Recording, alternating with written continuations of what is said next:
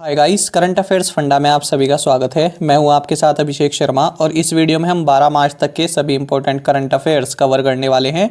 Video को friends अंत तक जरूर देखिएगा। आज का वीडियो लेक्चर काफ़ी इंपॉर्टेंट होने वाला है और इस सेशन को शुरू करने से पहले आप सभी को बताना चाहूँगा कि हमारी 1 ईयर की मेंबरशिप आप अवेल कर सकते हैं, जिसके अंतर्गत आपको चैनल पर अपलोड होने वाली current affairs video PDF format में मिल जाएंगी। इसके लिए आप 249 रुपीज़ पे कर सकते हैं और ये मेंबरशिप आपकी 1 साल के लिए वैलिड रहेगी। कोई भी डाउट हो तो कमेंट बॉक्स में आप जरूर लिखिएगा। तो चलिए फिर करते हैं शुरुआत इस वीडियो सेशन की। भारत की तीसरी स्कॉर्पिन श्रेणी की डीजल इलेक्ट्रिक पनडुब्बी का नाम बताइए जिसे हाल ही में मुंबई में भारतीय नौसेना में कमीशन किया गया। तो इस क्वेश्चन का आंसर होगा ऑप्शन बी, INS करांच। और जो इसकी कमीशन जो प्रोग्राम रहा है, तो इस प्रोग्राम के दौरान chief of Naval staff admiral Karambir Singh मौजूद रहे, ये आपको जानना चाहिए। और आपको बता दें कि प्रोजेक्ट 75I के अंतर्गत फ्रांस की DCNS के सहयोग से मुंबई के Mazagon dock shipbuilders limited द्वारा 6 स्कॉर्पियन क्लास सबमरीन्स बनाई जा रही हैं। तो यहाँ पर जो 75I लिखा है तो इसमें I का मतलब है इंडिया। और साथ ही आपको ये भी जानना चाहिए कि INS करांच ये वेस्टर्न नवल कमांड का हिस्सा बनेंगी। और आपको ये भी जानना चाहिए कि जो सबमरीन होती हैं इनको हिंदी में बोलते हैं पनडुब्बी, और ये पानी के अंदर तैनात होती हैं और कोई दुश्मन देश है उसका वेसल अगर जा रहा है तो उस पर निगाह रखती हैं, उसको डिटेक्ट करती हैं। ये सोनार टेक्नोलॉजी पर कार्य करती हैं। और जो सोनार है वो किस तरह से काम करता है, ये साउंड वेव्स की सहायता से पानी में देख सकते हैं। सोनार टेक्नोलॉजी की सहायता से सोनार जो पनडुब्बी हैं ये सोनार टेक्नोलॉजी की सहायता से जो है पानी में देख सकती हैं। इस तरह का इनका काम होता है और इसी सोनार या साउंड वेव्स की सहायता से कम्युनिकेशन और डिटेक्शन भी कर सकती हैं। अच्छा, इसमें एक टर्म ऐड होती है स्टेल्थ। तो स्टेल्थ सबमरीन इनका मतलब होता है गुप्त या छिपा हुआ। स्टेल्थ का मतलब होता है गुप्त या फिर छुपा हुआ। और आपको ये भी जानना चाहिए कि अगर कोई पनडुब्बी परमाणु क्षमता से लेस नहीं होती है तो उसमें API एक टर्म होती है, यानी API नहीं, माफ़ कीजिएगा, AIP यानी एयर इंडिपेंडेंट प्रोपल्शन। तो ये एक टेक्नोलॉजी होती है। तो इससे जो है किसी भी पनडुब्बी को आप परमाणु क्षमता वाला बना सकते हैं। अगर आप किसी सिविल सर्विसेज टाइप एग्ज़ाम की तैयारी कर रहे हैं तो वहाँ पर इस तरह से फुल फॉर्म पूछ लिया जाता है AIP, एयर इंडिपेंडेंट प्रोपल्शन। ठीक है, आगे बढ़ते हैं। और ये हैं हमें 6 कलवरी क्लास सबमरीन्स जिनको आपको जानना चाहिए। INS Kalvari, INS Khanderi, INS करांच, INS वेला, INS वजीर और INS बख्शीर। तो इसमें INS बख्शीर जो है अभी अंडर कंस्ट्रक्शन है। आगे बढ़ते हैं। महिला उद्यमियों के लिए किस बैंक ने स्टार्टअप उन्नति कार्यक्रम शुरू किया है? ऑप्शंस आपके सामने हैं और करेक्ट आंसर होगा ऑप्शन डी, HDFC बैंक। तो HDFC बैंक की जो सीनियर वीमेन लीडर्स हैं वे महिला एंटरप्रेन्योर्स को गाइड करेंगी और उनको मेंटर करेंगी, उनको स्किल प्रोवाइड कराएंगी। और साथ ही आपको ये भी जानना चाहिए कि जो भी स्मार्ट अप प्रोग्राम अगर आप कहीं भी पढ़ें तो वो HDFC से रिलेटेड है। ये लिखा है ना स्मार्ट अप प्रोग्राम, तो ये HDFC से रिलेटेड है। HDFC बैंक की बात करें तो इसके MD एंड CEO हैं शशिधर जगदीशन, हेडक्वार्टर्स है मुंबई में। जल्दी से जान लेते हैं HDFC बैंक से रिलेटेड हाल ही के करंट अफेयर्स। तो HDFC बैंक ने रेड FM के साथ मिलकर एक कैंपेन लॉन्च किया था, टैलेंट अनलॉक्ड। साथ ही HDFC बैंक ने CSC के साथ मिलकर EMI कलेक्शन सर्विस इसको लॉन्च किया। साथ ही HDFC बैंक की जो आसाम की एक ब्रांच है, आसाम के नगांव में एक ब्रांच है, इसको NABARD award for best performance in micro finance इससे सम्मानित किया गया। साथ ही HDFC बैंक ने साइबर फ्रॉड्स की जागरूकता के लिए मुंह बंद रखो कैंपेन को लॉन्च किया। और श्री माता वैष्णो देवी टेम्पल की जो कमेटी है इन्होंने एक माई प्रेयर ऐप लॉन्च की है and that is powered by HDFC bank. और साथ ही आपको ये भी जानना चाहिए कि HDFC बैंक ने स्मार्ट हब मर्चेंट सॉल्यूशन 3.0 इसको लॉन्च किया है। HDFC बैंक ने और अपोलो हॉस्पिटल ने मिलकर एक MOU साइन किया है, किस लिए? क्वालिटी हेल्थ केयर के लिए। और HDFC बैंक ने इंडिया का first warehouse commodity finance app भी लॉन्च किया है। तो ये सभी हमने प्रीवियस सेशन में कवर किए हुए हैं, यहाँ पर आपके रिवीजन पर्पज़ के लिए बताए गए हैं। आगे बढ़ते हैं। किस देश ने अंतरिक्ष में अपना पहला सैन्य अभ्यास एस्टर X लॉन्च किया? तो ये लॉन्च किया है फ्रांस ने। तो इसका मकसद ये रहा है कि अपनी सैटेलाइट्स को अटैक से बचाने के लिए ये स्पेस एक्सरसाइज इन्होंने लॉन्च की है और इसका नाम है एस्टर एक्स। और साथ ही आपको ये भी जानना चाहिए कि 2019 में फ्रेंच स्पेस फोर्सेस कमांड का गठन भी इसी पर्पज से किया गया था।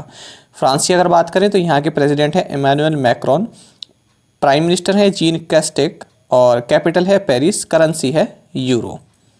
फ्रांस से जुड़े करंट अफेयर्स की बात करें तो हाल ही में गवर्नमेंट ऑफ इंडिया ने रिन्यूएबल एनर्जी कोऑपरेशन के लिए फ्रांस के साथ एक MOU को अप्रूव किया है या साइन किया है। साथ ही इंटरनेशनल सोलर अलायंस, इसमें भारत को प्रेसिडेंट और फ्रांस को को प्रेसिडेंट के रूप में फिर से इलेक्ट किया गया है। साथ ही former French president Nicolas Sarkozy, इनको जो है करप्शन चार्जेस के चलते 3 साल की जेल सुनाई गई है। यूनाइटेड नेशन क्राइम कांग्रेस किस शहर में आयोजित हुई? ऑप्शंस आपके सामने हैं और करेक्ट आंसर होगा ऑप्शन ए क्योटो, जापान। तो इस जैसा कि नाम से ही पता चल रहा है कि यूनाइटेड नेशन क्राइम कांग्रेस, तो जो भी डिजिटल क्राइम है या किसी भी तरह के क्राइम है तो उनके तहत यहाँ पर रणनीति बनाई जाती है, किस तरह से उनसे निपटा जाए, कौन कौन से इश्यूज पेंडिंग हैं। साथ ही आपको ये जानना चाहिए कि क्योटो डिक्लेरेशन किससे संबंधित है? Digitalisation of criminal justice system, इससे ये संबंधित है। जापान की अगर हम बात करें तो जापान के प्राइम मिनिस्टर हैं योशिहाइड सुगा, यहाँ के एम्परर हैं नारुहितो, कैपिटल है टोक्यो, करेंसी है जापानीज येन और यहाँ पर जो इरा चल रही है यह है रीवा। साथ ही आपको ये भी जानना चाहिए कि जापान जो है ये 47 एडमिनिस्ट्रेटिव प्रीफेक्चर्स में डिवाइडेड है। इस तरह के क्वेश्चन पूछ लिए जाते हैं फ्रेंड्स कि जापान कितने एडमिनिस्ट्रेटिव प्रीफेक्चर्स में डिवाइडेड है, तो ये आप देख रहे हैं तो ये 47 है। इनको आप एक डिस्ट्रिक्ट की तरह समझ सकते हैं कि अलग अलग डिस्ट्रिक्ट हैं।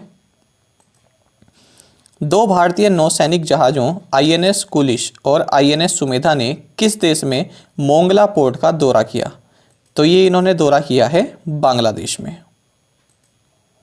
किस लिए किया है? क्योंकि आपको मालूम होगा कि बांग्लादेश जो है मुजीब बोरशो यानी मुजीब वर्ष इसको सेलिब्रेट कर रही है और अपनी आज़ादी के 50 साल भी मना रही है। अब ये मुजीब वर्षो क्या है? तो आपको पता होगा कि जो शेख मुजीबर रहमान हैं, इनको बांग्लादेश का फादर कहा जाता है, फाउंडिंग फादर इनको बोला जाता है और 17 मार्च 1920 में इनका जन्म हुआ था। तो बांग्लादेश जो है ये 1 ईयर लॉन्ग सेलिब्रेशन मना रहा है, इनकी 100th एनिवर्सरी, बर्थ एनिवर्सरी का सेलिब्रेशन मना रहा है। तो 100वीं इनकी बर्थ एनिवर्सरी का इनका पिछले साल से और अब 1 साल तक पूरा सेलिब्रेशन चल रहा है, उसको बोलते हैं मुजीब बोरशो। तो ये आपको जानना चाहिए। और साथ ही आपको ये भी जानना चाहिए कि 9 और 10 दिसंबर 1971 को 2 गनबोट जिनका नाम पद्मा और पलाश था, तो इनको जो है इंडियन नेवी और मुक्ति वाहिनी के जो सैनिक रहे इन्होंने मिलकर ऑपरेट किया था। और जो पाकिस्तान की जो भी इंस्टॉलेशंस थी, जो भी गतिविधियां थी इस मोंगला पोर्ट के पास, इनको इन्होंने तबाह कर दिया था।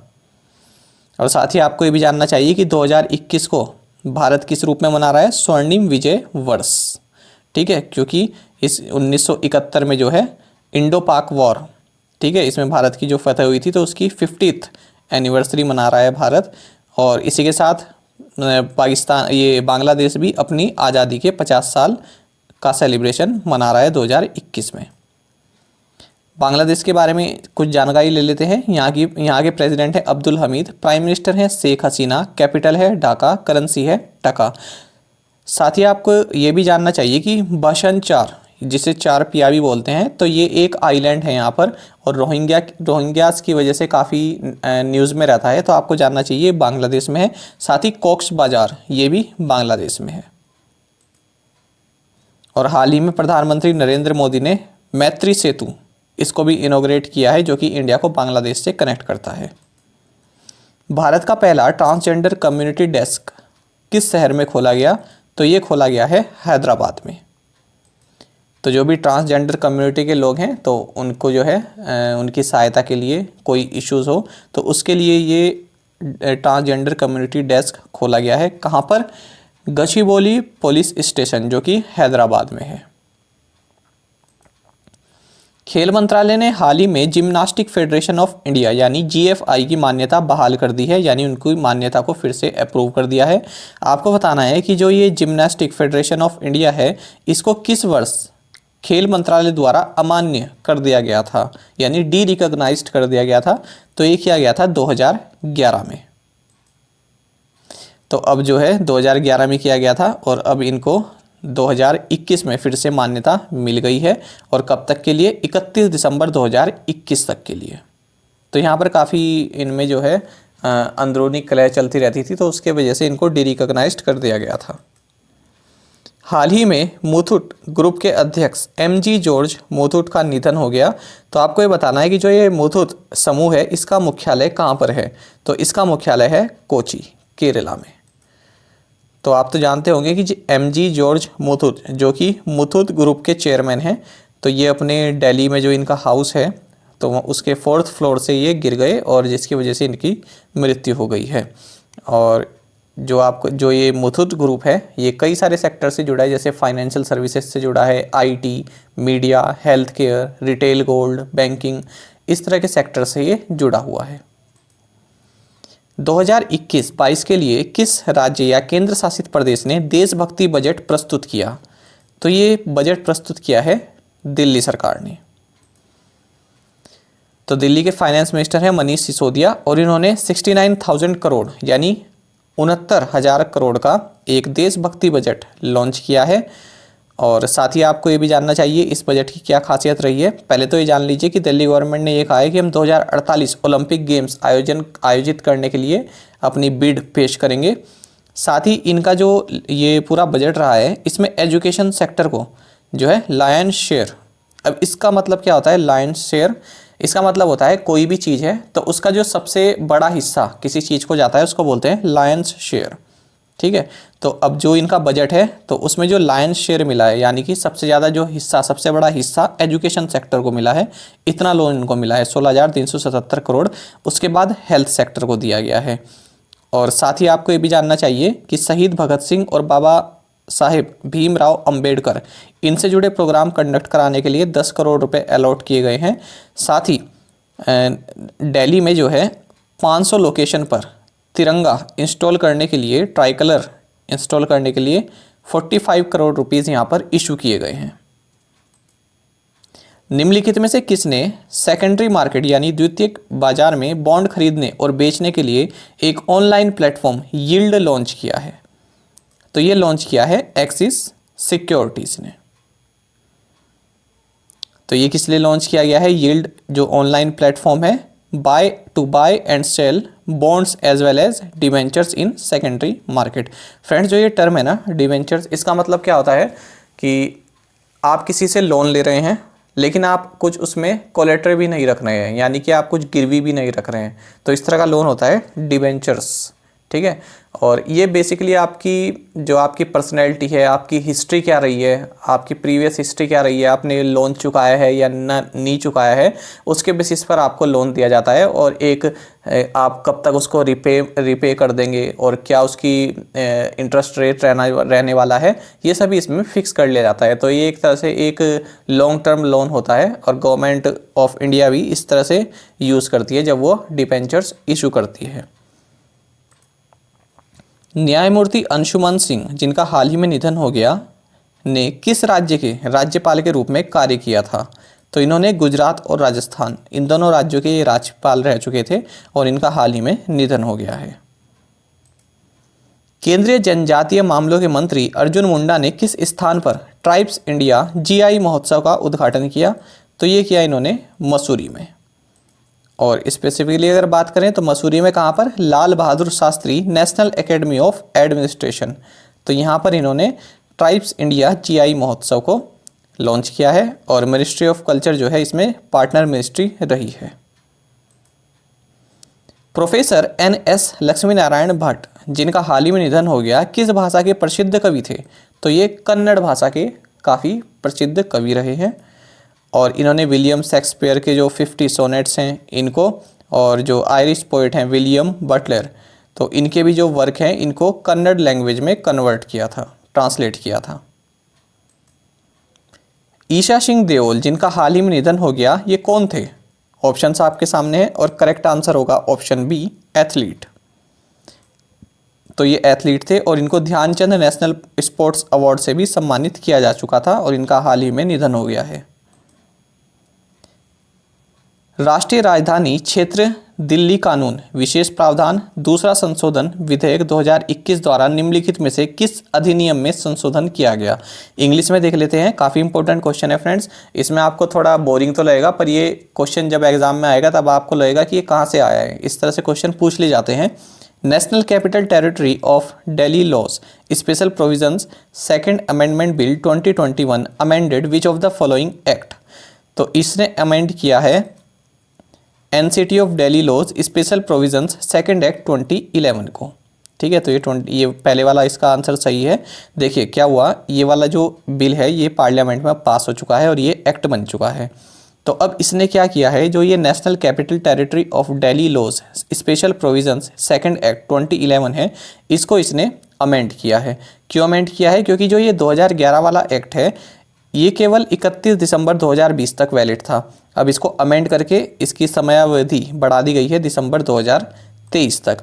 अच्छा, और इसमें क्या क्या किया गया है, तो अब जो ये इन्होंने एक्ट लाया है तो इसमें जो अनऑथोराइज्ड कॉलोनीज़ हैं, दिल्ली में जो अनऑथोराइज्ड कॉलोनीज़ हैं, तो अगर मैं 1 जून 2014 तक अस्तित्व में थी यानी एग्जिस्ट करती थी और उनका डेवलपमेंट जो है 50% तक उनका डेवलपमेंट कार्य जो है वो पूरा हो गया था 1 जनवरी 2015 तक, तो वो जो है रेगुलराइजेशन के लिए एलिजिबल रहेंगी, योग्य रहेंगी। तो ये दो आप कट ऑफ डेट याद रखना, कब से कब तक का यहाँ पर बताया गया है। और साथ ही और भी यहाँ पर कंडीशन है, इनको आप पढ़ लेना, ये वाला इतना इंपॉर्टेंट नहीं है। आगे बढ़ते हैं, अब देखते हैं प्रीवियस असाइनमेंट क्वेश्चंस के आंसर। दांडी मार्च और salt march was started on which day? 12 March 1930। Mohan Sanjibhai Delkar was the MP from which state और UT? Dadra and Nagar Haveli and Daman and Diu. Who is the chairman of the central board of direct taxes CBDT? Pramod Chandra Modi. Abhay Ghat is the resting place of which late Indian prime minister? Morarji Desai. Asia's first dolphin research centre will be set up in which university? Patna university Bihar. अब देखते हैं आज के assignment questions. और इससे पहले friends, अगर आपको हमारा कंटेंट अच्छा लगता है, हमारा एक्सप्लेनेशन अच्छा लगता है, तो वीडियो को आप लाइक ज़रूर किया कीजिए। काफ़ी मेहनत लगती है इसको बनाने में।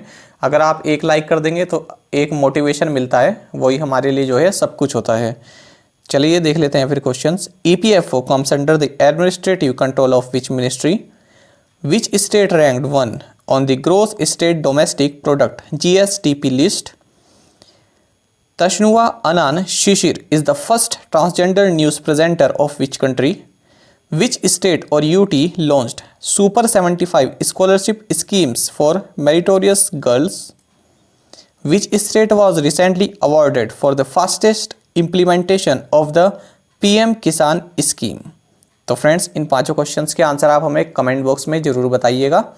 और अगर आपको एक क्वेश्चन का आंसर भी आता है तो वो भी आप हमें ज़रूर बताया कीजिए। और साथ में आप सभी करंट अफेयर्स फंडा को टेलीग्राम पर भी ज्वाइन कर सकते हैं। यहाँ पर रेगुलर वीडियो अपडेट्स और करंट क्विजेस हम आप सभी के लिए डालते हैं। साथ ही डिस्कशन ग्रुप में आप किसी भी क्वेश्चन का सोल्यूशन पा सकते हैं। दोस्तों, यहाँ पर करंट अफेयर्स की प्लेलिस्ट दी गई है, इसको ज़रूर देखें। अपने दोस्तों के साथ व्हाट्सएप एंड टेलीग्राम पर शेयर करें, लाइक करें और कमेंट करके बताइएगा कि ये वीडियो आपको कैसी लगी। Thank you guys.